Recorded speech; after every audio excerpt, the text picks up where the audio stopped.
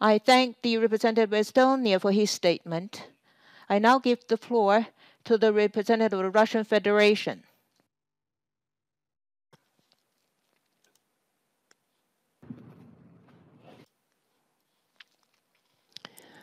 At the start of my statement, I would like to express my regret regarding the format of today's meeting. We are convinced that given the improving COVID situation in New York, it is time for the UN Security Council to return to in-person meetings, of course while respecting social distancing and other COVID restrictions. This is especially true because the Security Council chamber lends itself to this. Mr. President, we would like to thank the Undersecretary General, Jean-Pierre Lacroix, for his briefing on the development of the situation in the region. We are also grateful to the force commander of the G5 Sahel Joint Force, Brigadier General Omaru Namata, and the chair of the Peacebuilding Commission, the permanent representative of Egypt to the UN, Mohamed Idris, for their briefings.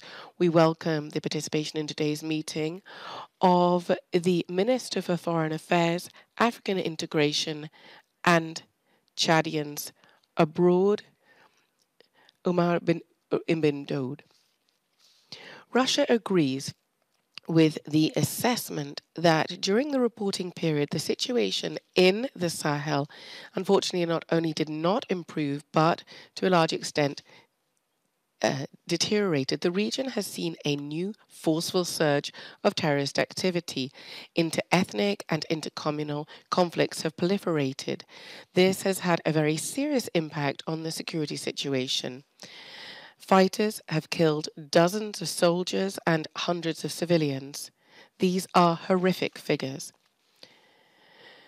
The humanitarian situation is continuing to worsen. The number of refugees and IDPs has grown. There are still major challenges in the area of food security.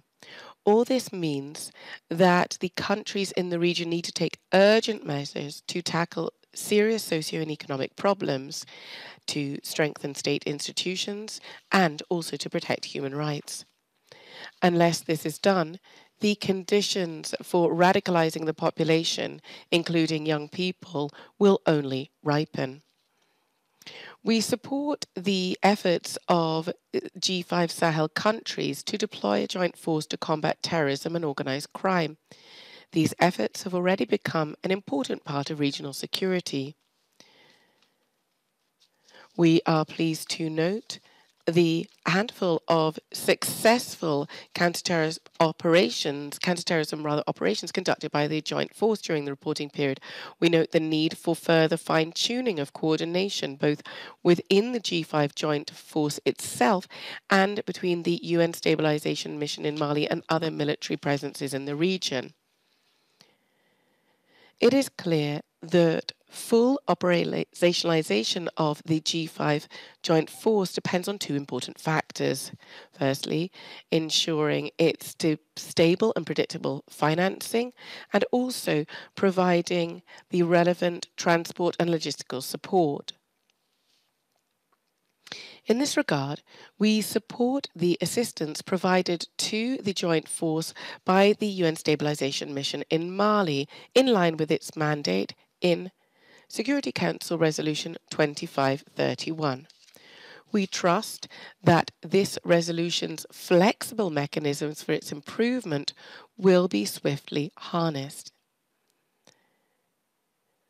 We also commend the initiatives of regional players to develop cooperation between the joint force and the United Nations.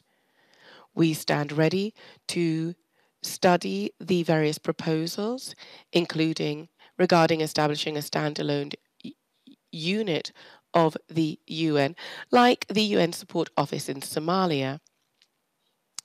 We believe that the positive experience in providing technical and logistical assistance to AMISOM may, in one form or another, be tapped into, or could be tapped into rather, in the Sahara-Sahel region.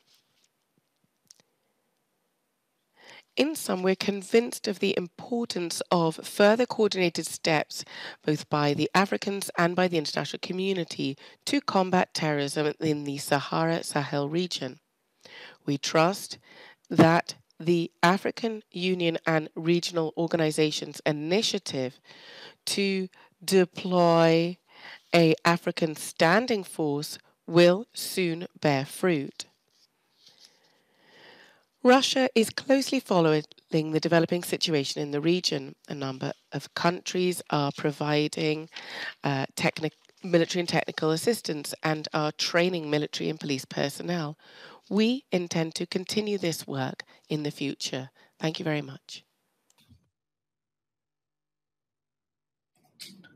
感谢俄罗斯代表。